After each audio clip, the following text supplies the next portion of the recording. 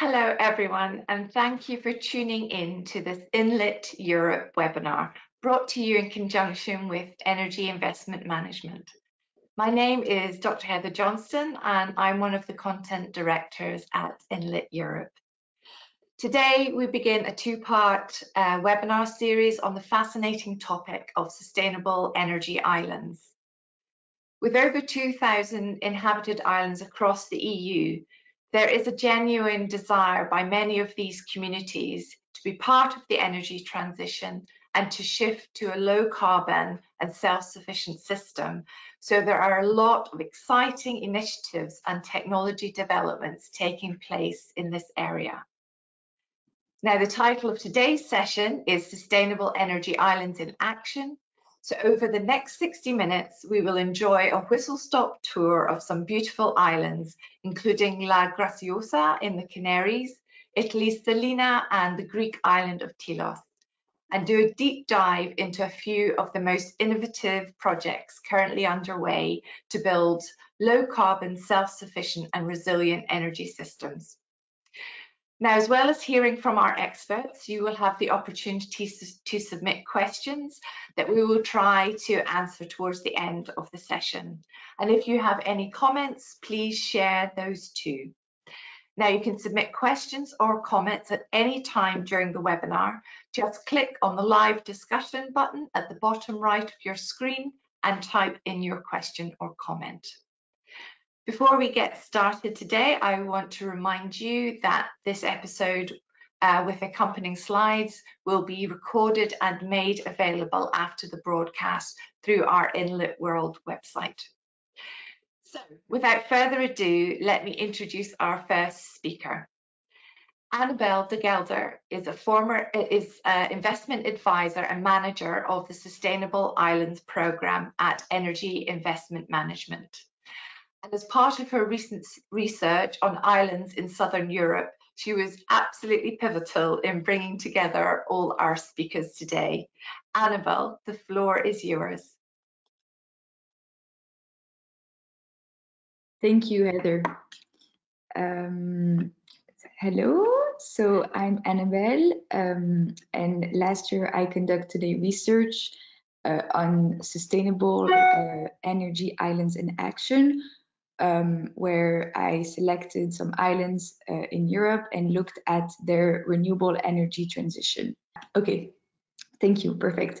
So the presentation that I'm going to do now is first, I'm going to introduce you the Sustainable Islands Program that I had the chance to manage at Energy Investment Management, and also present you with my research project objectives, and then moving into presenting you some of my findings. So what are different energy technologies that we can find on islands, and how are these different technologies financed, especially when looking at the difference between islands and the mainland, and finally looking at some conclusions that I was able to draw from my research.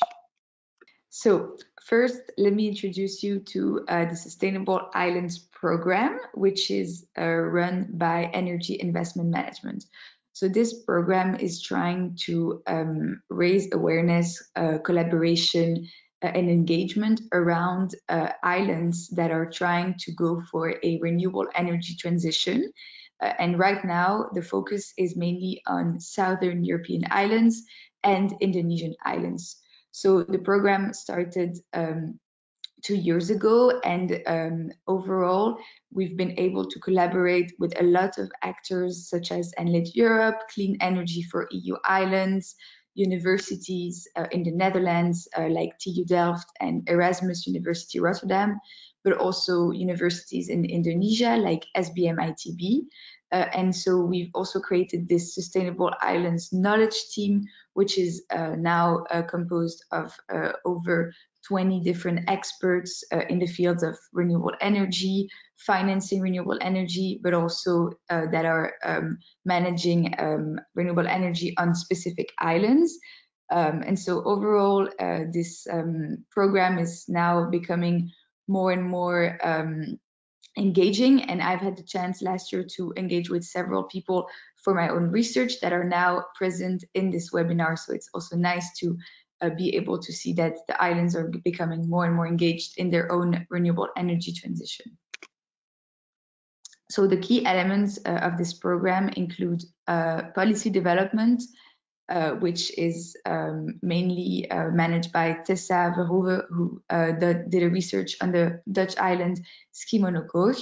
Then the accelerators for a rollout program, so looking specifically at financing, which I did last year with my own research. And finally, looking at the enabling technology and the difference between mature and innovative technologies for renewable energy, which is now done by Charlie Van Dale for another project. So my research was motivated by two objectives. The first one is climate change and the importance of now switching to renewable energy and looking specifically at islands. Islands are very secluded and remote and have limited access to energy, and they often just rely on energy from the mainland that is imported, that comes at very high costs, and that is also mainly based on fossil fuels. And so islands actually provide very favorable conditions for renewable energy. They have a lot of wind, so they can engage in wind energy, wind farms. They also have favorable solar conditions for solar panels. So there is really an opportunity to drive a small scale but significant transition on islands. And they are often not addressed in the same way as the mainland is addressed and financed. So that's why my focus was looking at islands. So I focused on 5 islands, which are all in Southern Europe, and the selection criteria was islands that are small, so less than 100 kilometers squared, and a population lower than 5,000 inhabitants. And I looked at islands that had the advantage and the that had projects already in terms of solar power, wind turbines, and hydropower. And so this led me to selecting 5 islands, Unice in Croatia, Tilos in Greece, Graciosa in Portugal, Salina in Italy, and La Graciosa in the Canary Islands. And some, as I said, some of the islands are now in this session as well. So looking at energy technologies, we can see that there is a clear difference between mature technologies and innovative technologies for renewable energy. So looking at mature technologies, we have wind energy projects, we have solar power plants, we have hydropower projects, and also biogas and solar thermal heating. And we can see that the initiatives that are financing such technologies are often infrastructure investors or banks. And then we have the more innovative technologies, which are recent and still undergoing development and trial. And we can, some of these include kite power, flow battery, flywheels, and others. And these technologies are more supported at the financing level by business angels and venture capital. So when looking at a mature technology project financing, we start with a special purpose company that is made of banks and an investor, and a typical ratio for a wind farm is 20% from the investor and 80% from the bank. And then we also look at engineering, procurement, and construction. We look at land contracts, permits, purchasing power agreements. So these are all things that we have to take into account when financing a renewable energy project. And when looking at the specific case of islands, we see that land contracts, grid connections, permits are more important because islands have a different like land and grid connection to the mainland. They have different permits and so on, and they depend on the island's authority rather than on the national mainland authority. So that's also things we need to take into account when looking at the risk that are associated with such projects. And looking at innovative technologies, we see that, for example, under water kite or flexible solar panels are also very dependent on the timeline and the risk of the project, and they are often going to be associated with a more risky, like a higher risk. So that's why such projects are less financed by like national public institutions. And looking at the technology assessments, so basing the risk of the technologies for mature technologies, as I said, we look at EPC contracts, the permit, the grid connection, and so on. But we also have to take into account the subsidies that are associated with this technology. And looking at the innovative technology, we're going to focus more on looking at the track records to assess the risk, but also the operational performance, the reliability and the availability of the technology on the island, and also operational expenditures that are associated with that specific technology. And so overall, my findings show from my research and from engaging with a wide, diverse group of stakeholders that public financing is the strongest financial instrument on islands. So projects, renewable energy projects on islands are going to be financed by either national public administration or EU interventions. And there are a lot of EU interventions and funds, also like Horizon 2020, that are financing projects specifically on islands. And they provide capital for the project's construction and implementation. And then also they support the island in a more long-term economic development. And that's also an incentive for them to invest in the island's infrastructure to promote long-term growth of the islands and economic development. And then when we look at private financing, we do see that there is some private financing also involved on the island's renewable energy technologies. They are combined with public financing, but we see the private banks or private companies and investors also being engaging in islands projects. And then we have the small end users, which is the participation of the islands community itself. And so they are often also more responsible for the long-term operation and maintenance expenses of the project that is mainly financed by public financing. But they have also a smaller fraction, but still a role there. And so this is how, we can clearly see that islands are now also needing to change their own energy infrastructure to more renewable and more sustainable sources of energy. And so we observe that there is a gap in the financing, but there are some initiatives out there. And now I'm going to leave the word to the islands experts themselves to tell you more about their experience on the islands. Thank you.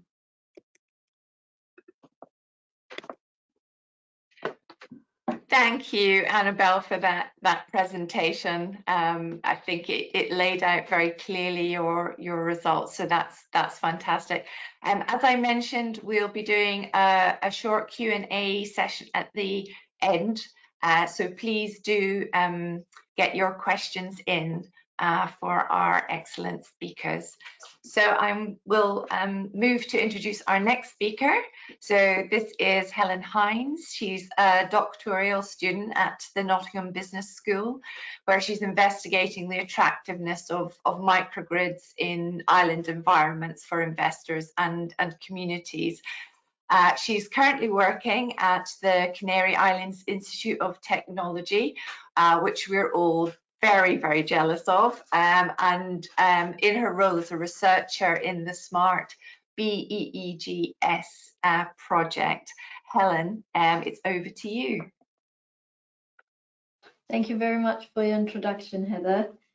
I'm very pleased to be here today for presenting you the Canary Islands in action and what we are doing here in the Canary Islands to approach the energy transition. I will go right ahead with some presentation if it reacts there. Same like with Annabelle. Okay, here we are.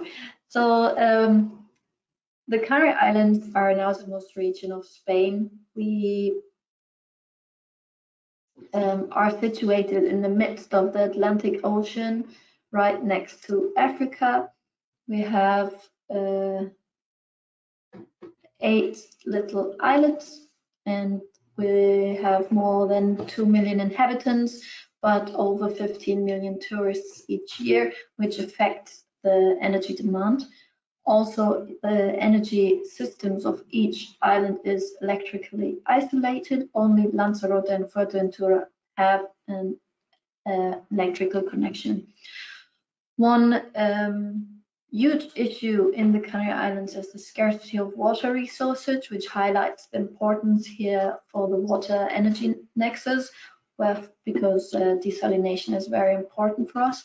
Also, we have a very high energy demand in the transport sector, which relates to shipping and aviation.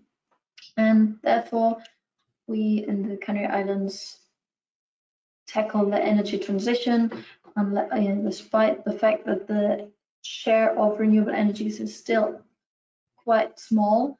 But yeah, we do have a very high dependency on fossil fuels due to the previously mentioned reasons. But the aim is there to maximize the use of renewable energy sources, especially wind and solar, and diversify the energy mix. And then hopefully we achieve the vision of decarbonization by 2040.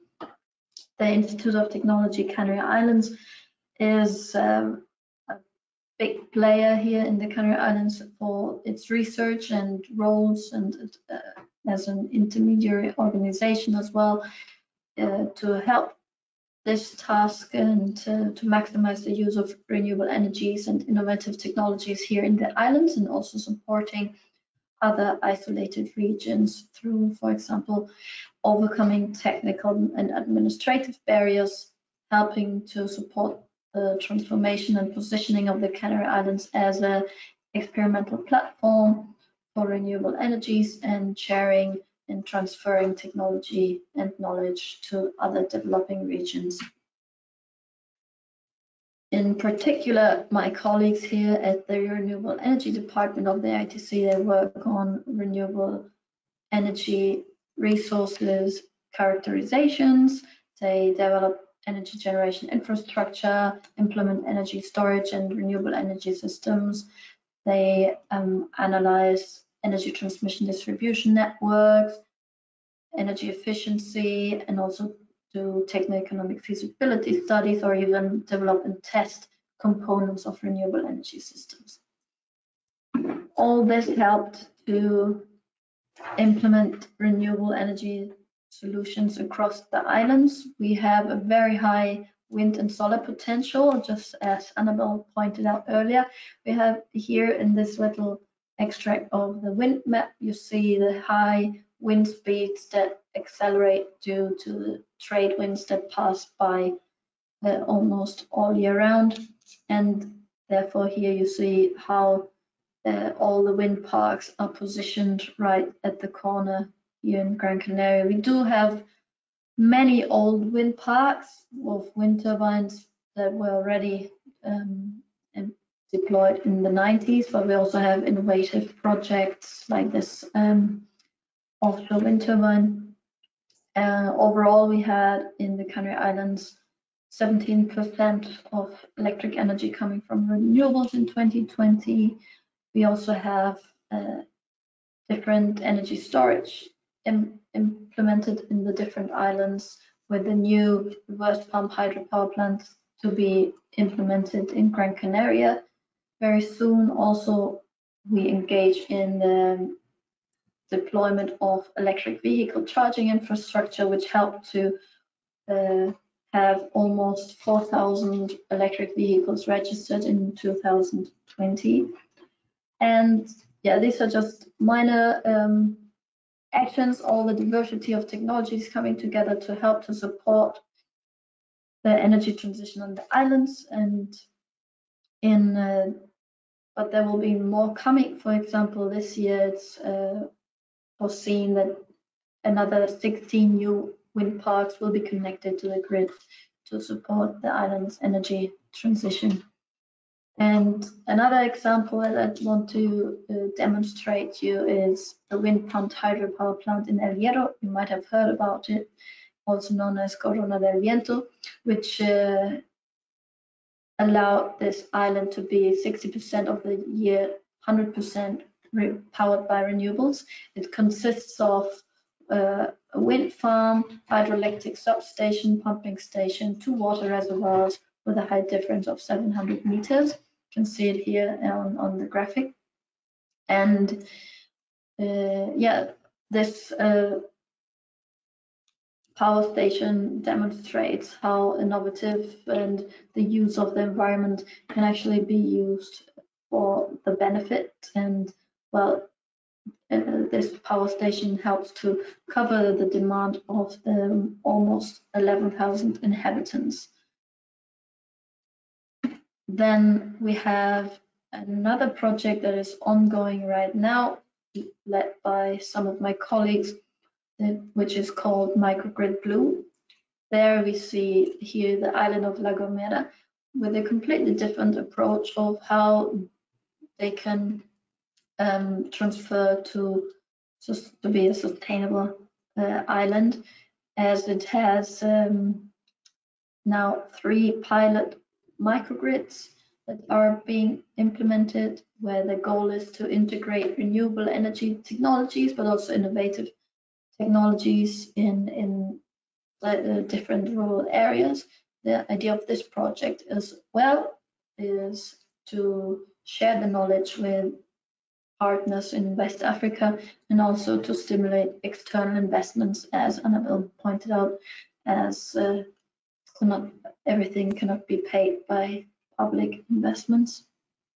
And this leads exactly to my personal research for my PhD, because I'm looking at community microgrids in island environments and how they can be configured technology-wise, and the business model as well, to support the main power grid on the islands. And that means how these microgrids can provide flexibility services in order to help balancing and the grid, and help integrating renewable energy technologies.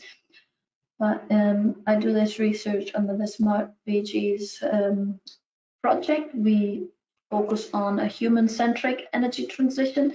So the idea is that everyone in the community should be able to participate and be involved, but at the same time, that means also the ones that cannot pay for the technologies. Hence, I'm looking at the investor perspective as well, and how those 2 parties can come together to find a technology and a business model that helps the island's energy transition, but also creates a win-win situation for both of them.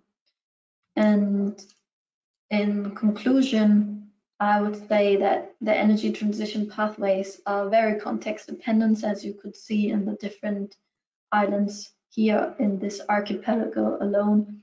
And nonetheless, we can learn from other islands, and we can recognize that technology diversity is really useful for the island's decarbonization, and also that we can sometimes see contextual factors not just as barriers, but also as opportunities to implement innovative technologies. And therefore, I hope that we will find attractive solutions for future investors and for the local island communities.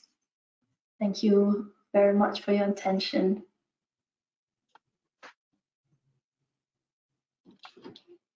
Thank you, Helen, for sharing that great synopsis of the work being conducted in the Canary Islands, and for highlighting your specific focus on the flexibility market area, which is really interesting. Thank you. Time is hurtling on, so I'm going to introduce our third presenter, this afternoon. So I'm delighted to introduce Takis Katenidis, who's a senior researcher at the Lab of Soft Energy Applications and Environmental Protection at the University of West Attica in Greece. He's also a member of the management team of the Tilos H2020 Local Storage Smart Grid Island Research and Demonstration Project. Takis, please take the floor. Okay, thank you. I'm glad taking part to this present webinar for Sustainable Energy Islands in Action. And I will give you a short class of what we have done as an action of Tilos Island and what the connected community, the scientific, the authorities, the business and the common people deployed there and continues to deploy. As we will understand, is an innovative way to go forward to sustainability by adopting renewable energy systems. So my name is Takis Katenidis, and I'm on one of the senior researchers of the Sea Lab of the University of West Attica. So here you can see Tilos is an island, a remote Aegean island, belongs to the island complex of the Deccanese. You can see on the map Greece and Rhodos and Tilos, where is located the island. The inhabitants are about 700 people.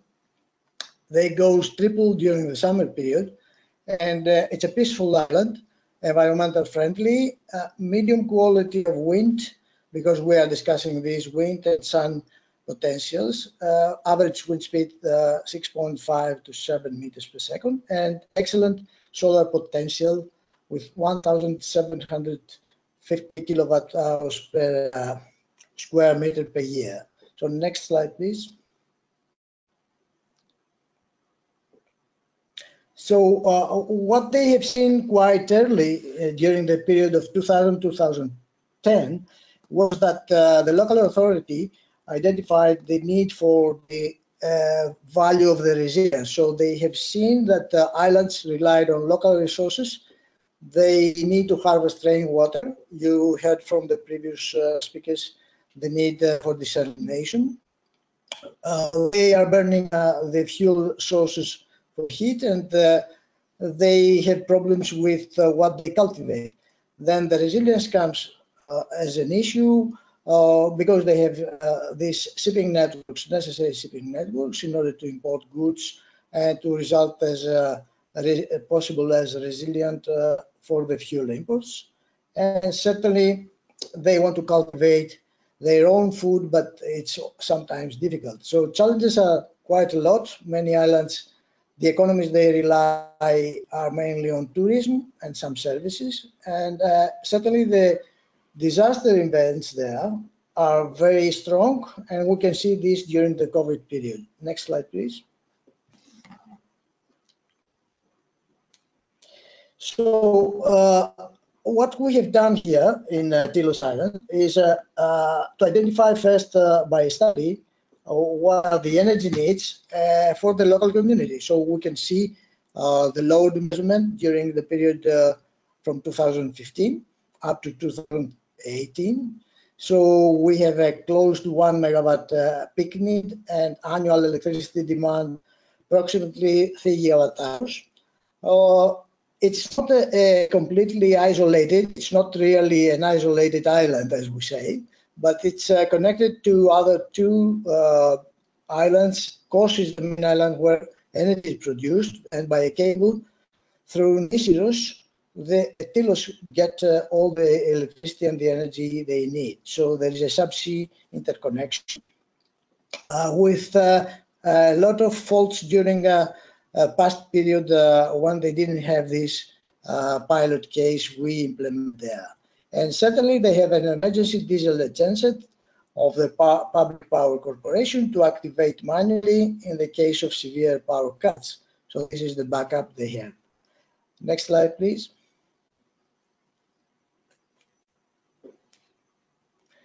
So what we have done based on this study and the local conditions, we submitted a proposal to Horizon 2020 and we managed to succeed to be the first among 80 proposals, and we got this, how the previous speaker said, about public fund. So that's a budget, total budget about 15 million euros. 11 million was funding, and the construction was quite big, 13 partners. We have already inside these institutes from Canaries, so we have worked with them from Spain. So the project lasts 4 years, and it was an opportunity to develop this hybrid system, which is the first time in Europe in such a condition with living people there. So it was a real test case under real conditions. Next slide, please. So what is the microgrid? What is the installation, the main components on the island we have installed? It's the mature technology of wind turbine and solar panel collectors was not funded by the project, but we raised a private company investing in order to get then supported from the electricity produced there. Then we have partially a system that controls and manages the battery that was and combined with the energy producing devices. So this was very important because first time a battery system for storage was combined with 2 other systems, energy systems. And certainly we have this kind of developing smart meters in the houses. So we have the demand side management control in order to see what happens in houses, and certainly also we have exploited the backup diesel genset in order to have security for the system. Next slide, please.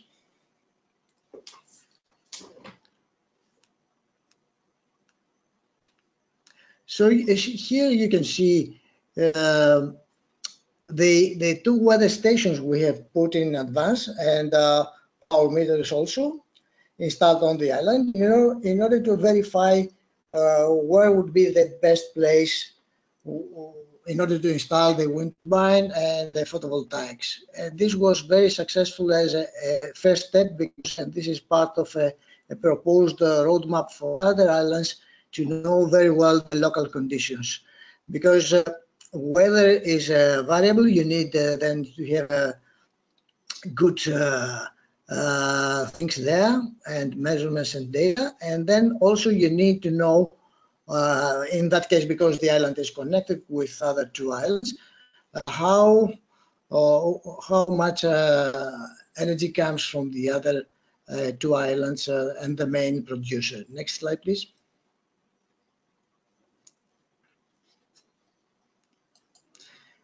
So what are the components? We have a wind turbine there on this microgrid, which is a small one compared to the known latest configurations that big companies produce. It's about 800 kilowatts. And this was installed in 2017 with annual energy yield of 2.1 gigawatt hours with a very good capacity factor. And that covers about 70% of the Tilos Island annual electricity demand. So we can support both energy autonomy, but we have tested, and it's operative, the ability to give back to Nisros and Kos, other islands, energy when we have excess energy and when they need this kind of renewable energy. Next slide, please. The other component is the PV station. So we have a small park with 160 kilowatt peak, 592 solar panels, 592 solar panels. They are tilted in order to collect the best energy from sun, and then located not very close to villages, but in between, so it does not disturb the people being on the island. With a capacity factor of 19%, with a contribution 265 megawatt hours clean energy. So we have about 90% of the Tilos Island demand. And it's a dispatchable energy source that allows for better regulation. That's the problem with the renewables, how you can combine them and how secure is the energy provided. Next slide, please. So what is important here is that we have worked with the local community, and we have agreed with them to install this kind of smart meters in houses with the ability to control 3 devices inside the houses, like an oven or a heating system. So we have about 150 end users, and then we have also pumping stations, larger consumers, and Wi-Fi communication in order to collect all the data. And this gives a pool of customers with demand-side management strategies in order to study the potential of aggregation there, to study forecasting concepts, and give signal to local consumers. Next slide, please.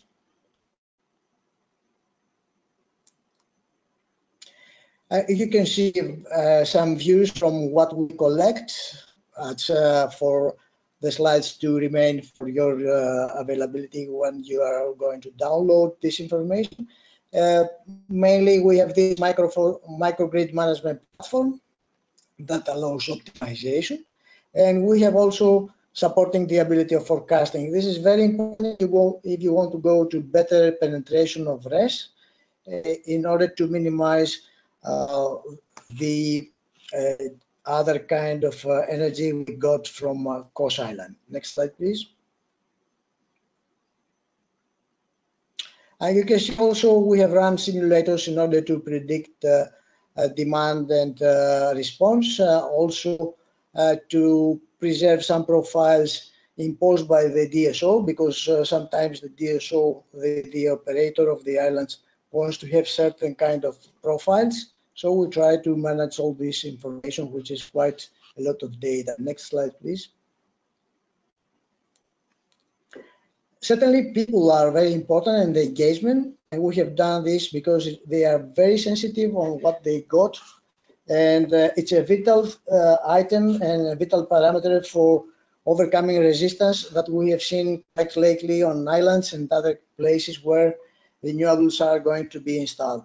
So this is one message we want to pass during this webinar, and we have done to other cases, that the engagement of the local community is very important. Next slide, please.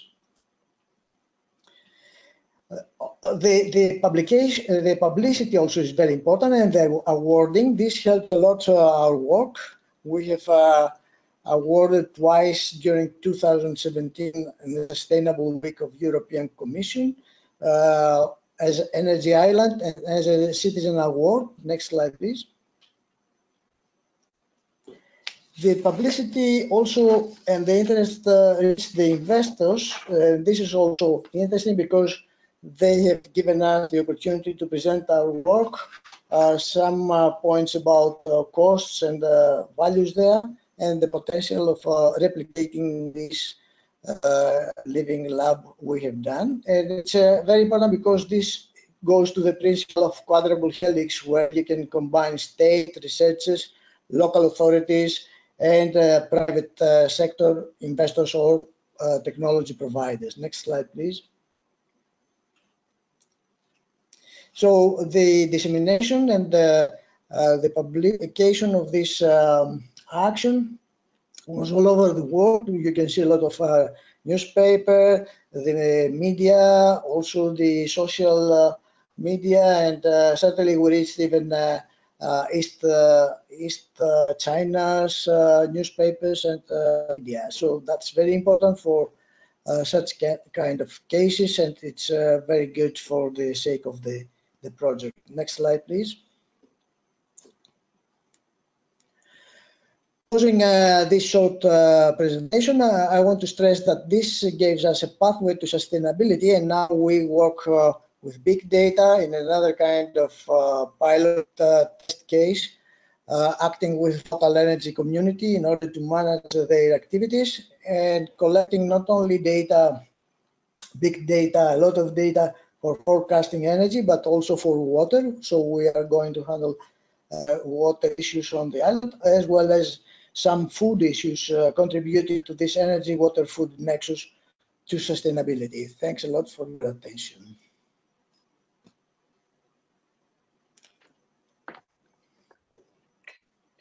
Thank you, Takis, for your extremely comprehensive presentation of all the exciting initiatives going on in Tilos. You gave us a really clear understanding of that, and we wish you well.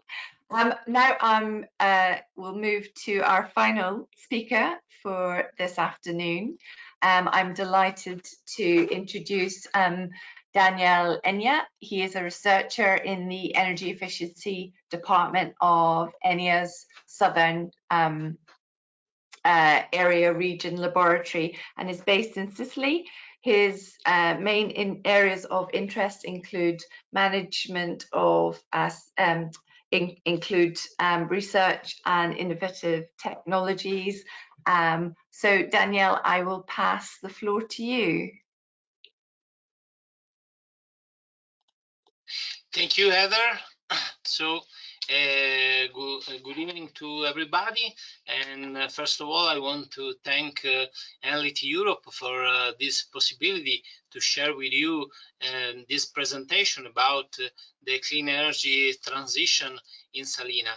Salina is set in the northeast of the Sicily, in the Tyrrhenian Sea. And it was declared in 2019 as a pilot island by the Clean Energy for EU Island Secretariat. And our mission as Energy Efficiency National Agency is also to support local administration for energy and environmental planning. And so, together with the information and training programs, such as this one that I want to mention, Italian Class A in Kids Energy, that improve the sensibilization of young students to energy efficiency issues. Salina is included since 2000 in the UNESCO World Heritage List, and is also a very interesting historical background. In fact, also Homer in the Odyssey mentioned the Aeolian archipelago, where Ulysses was hosted at the end of the Trojan War. So, from the administrative point of view, Salina is divided into 3 municipalities, Leni, Malfa, and Santa Marina Salina. And they complexively count 2,500 inhabitants that become 20 more times in summer when due to the tourist presences. And from the main economic activities in the island is tourism, together with the production of a sweet wine, the Malvasia, and the capers. Here is a picture that we have done on the energy system of Salina. There are 2 diesel power plants. Heating and cooking are LPG powered. Also, civil used are mainly electrically powered, and transports from to the island are powered by diesel and or gasoline. And here is the subdivision of the consumption and ship connections. Here you can see that count the high value, almost 60%, while the other economic sectors divide the consumption in parts, in equally parts. And this is a diagram of the energy system of Salina, only just to underline that at the moment the present ORS is not more is low, and just for the voltaics and solar thermal plants. And in the agenda, we could derive the weaknesses and the opportunities that are in Salina. Among the weaknesses are a significant seasonal variation in the demand for electric power due to the presence of tourists in summer, the high cost of fuel due to transports by ship, a very limited water resources, and also waste is transported by ship. There is also another issue, the res authorization. Among the opportunities, as said Takis, there is high solar radiation that could be used, and there is also a presence of biomass for maintenance of public and private green areas that at the moment is still unused. There's the availability of marine energy from as well. Also, geothermal resources has to be explored due to the presence of many subsea volcanoes in the area. And also there is a very specific interest by Italian local government on the small islands, and among them on Salina, with funds given to support the clean energy transition. And finally, Enel, the local power company, intends to switch one of the diesel power plants to biodiesel. So we could draft a roadmap to 2050 when we forecast the energy self-sufficiency of the island, 100% of public and private electric or hybrid mobility. But this pathway cannot be reached if step by step, if not step by step. In fact, there are many things that are ongoing. The plastic-free route started by the hoteliers in 2019, the full electric or hybrid local public transport, and the RES objectives that were put by the Italian government in terms of RES and solar thermal, and an improving penetration of RES into the electrical mix. So we could derive the energy balance at 2050 of Salina, where there is a consistent presence of electric renewable sources, photovoltaics as well, and biodiesel generation. And also the energy efficiency is really important and is really followed by the three municipalities, with activity on the reduction of electric consumption, with the replacement of electric water heater with hybrid type heat pumps, and with interventions for energy efficiency in constructions. As to reach in 2050 the 100% of renewable electricity on final electricity consumption. So this is the picture, the same picture, but at 2050. So electric power plants should be powered by LNG or hydrogen, heating and domestic hot water with heat pumps and solar and electricity as cooling, and transports on island, as I said, hybrid electric, and transports from and to the island with LNG or hydrogen. These issues were discussed in the Green Salina Energy Days that were organized by Enea and other stakeholders, and this year will be at the 5th edition. The mature technologies that are present in the island is integrated photovoltaics. Here you can see 3 examples of integration of photovoltaics in the coverings of hotels, thanks to the big work carried out by the purchasing group of photovoltaic panel Progetto Eric. And here you can see the choice of the tilt and of the color of panels that was concerted with the superintendents of cultural goods in the way to be more similar to the colored sea. Other important interventions are in the improvement of building infrastructures energy efficiency.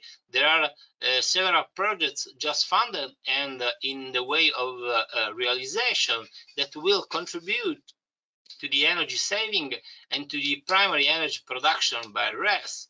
There is also another important thing that Enea manages the 110% tax relief for energy efficiency and or seismic upgrading of residential buildings, that is well known as superbonus, that will contribute with intervention on houses of the island.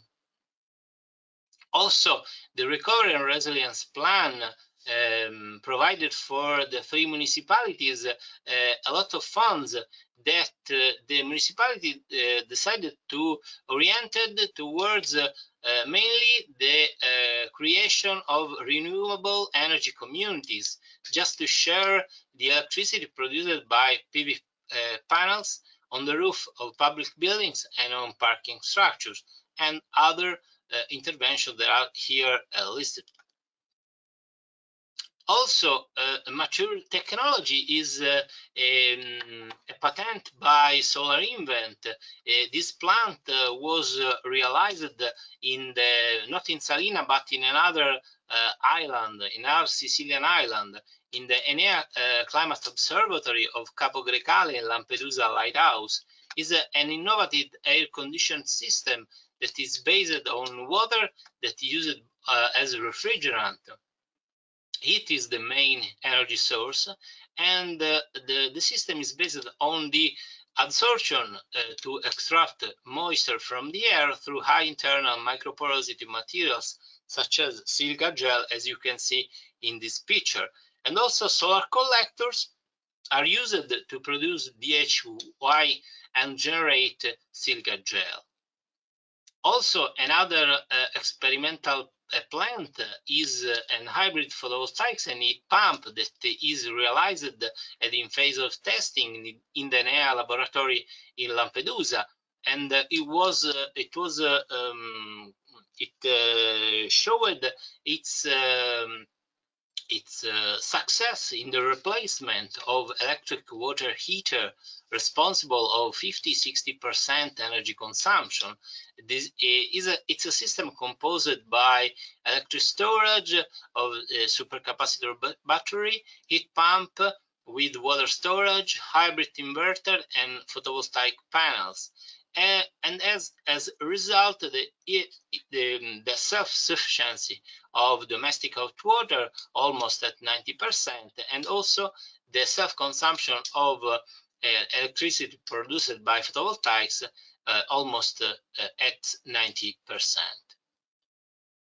There is also another technology that is almost mature. It's a patent by Enea and Politecnico of Torino, is the pendulum wave energy converter, the PWEC. It's a smart and low-cost technology to produce energy from small height and high frequency waves, and it's an estimated energy production of 620 megawatt-hour per year. So at the end, at 2050, we consider this picture of the energy system in Salina with the fuels, LNG, biofuel, and hydrogen, a big, a consistent presence of RES, and also the desalination of water and energy efficiency in civil, industrial, tertiary transports, and in every context, and so finally, to conclude, there are other initiatives in Salina. A short film presented at the 77th Venice Film Festival, Isole da Sol, that is freely watchable in YouTube. The TWITS project to solve the water emergency in the island of Salina. The activities to sensitize population and especially students to energy efficiency and issues, and also other research activities funded by the Minister of Economic Development. So finally, I want to give an invitation to all of you to see in Salina for the next Green Salina Energy Days in September. Thank you. Thank you, Danielle, for taking us through the Salina's roadmap up to 2050 and highlighting some of the work that's going on there. All really interesting. We are very close to the end, but it would be great if we could get all our speakers on camera. Come and join me. We've got time to go through a few of the questions from the audience. Thank you for everyone that submitted a question. I just will ask, hopefully Takis can join us soon, to kind of keep any answers as brief as possible. So let's start with this question, and I'm just going to make it open to any one of our speakers to respond to. So the question is, what are some of the interesting business models in the integrated energy system domain in EU islands, specifically from the DSO and technology provider perspective? Who would like to respond to that question first?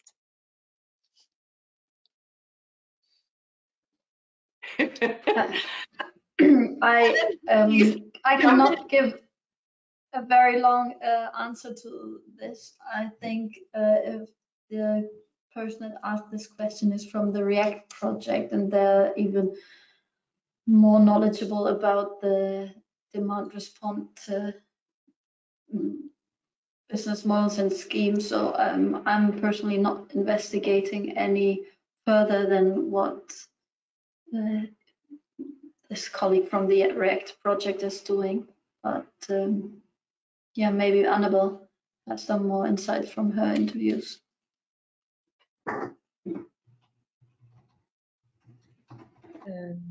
Can you repeat the question? I'm not sure I certainly can.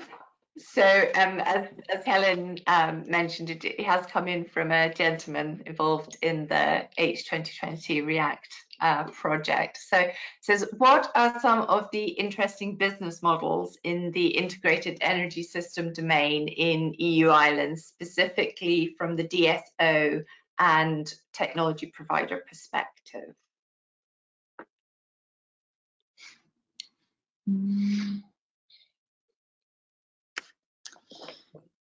I'm not sure.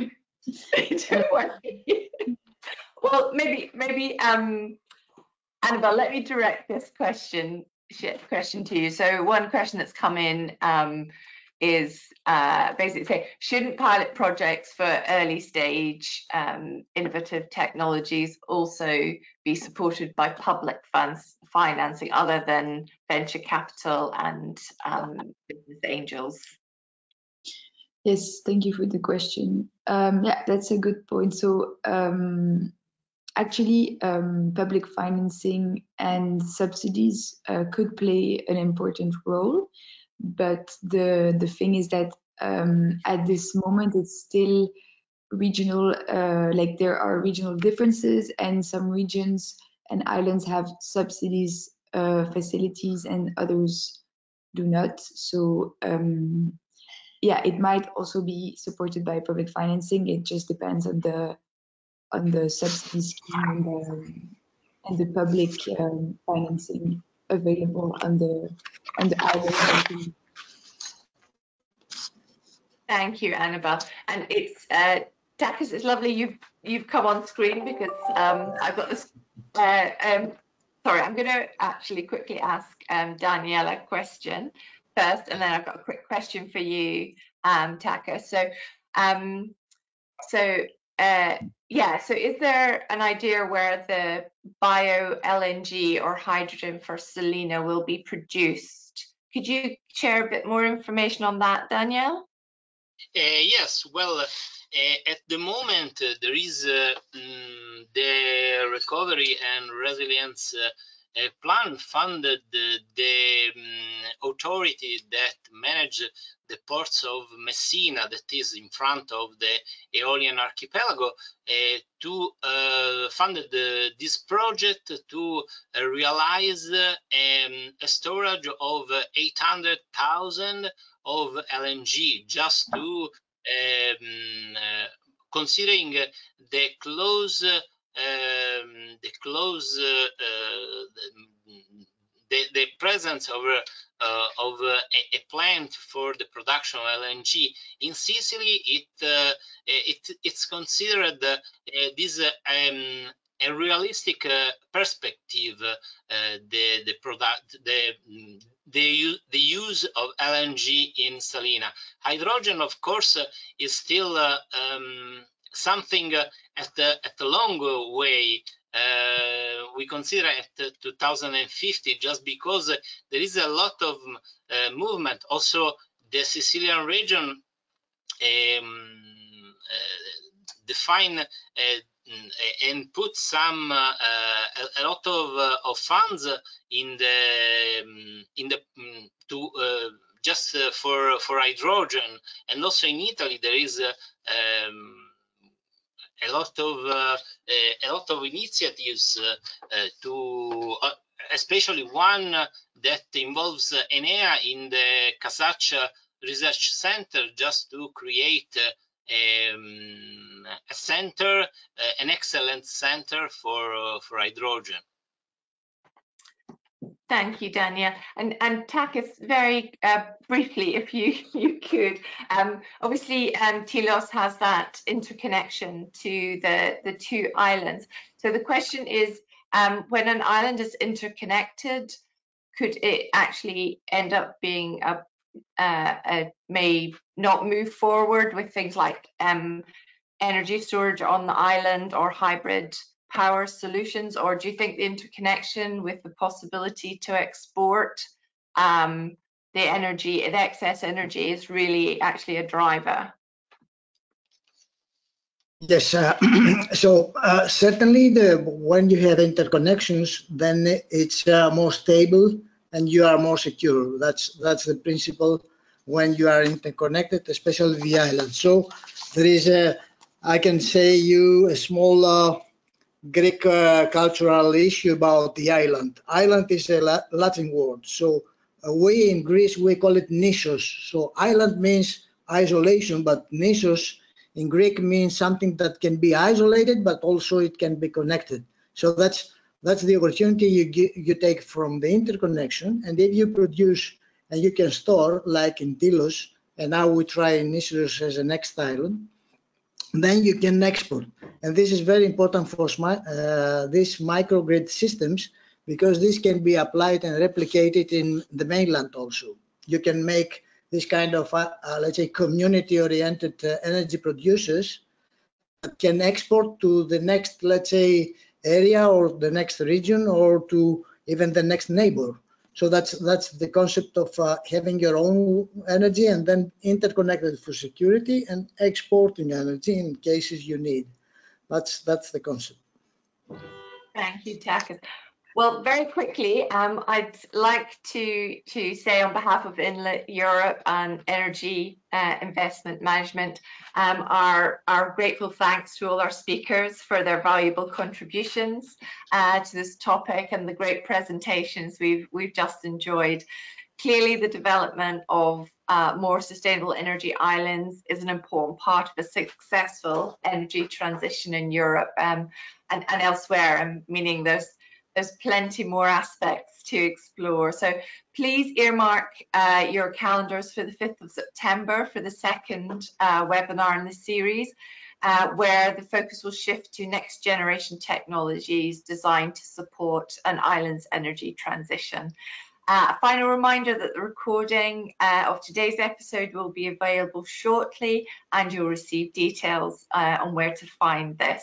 So thank you once again for watching this Enlit production, and we look forward to welcoming you back to continue the conversation around sustainable energy islands and their role in the energy transition. Goodbye for now. Thank you. Bye-bye. Hope to see you on Greek islands for your summer vacation. Yeah. Sounds lovely. I love that. Or in Italian islands then, or a Spanish island. We have a lot of places there. Bye. My problem might be getting there. Okay. Hi, Heather. Bye. Thank you very much, everyone. Thank you. Thank Bye-bye. you. Bye.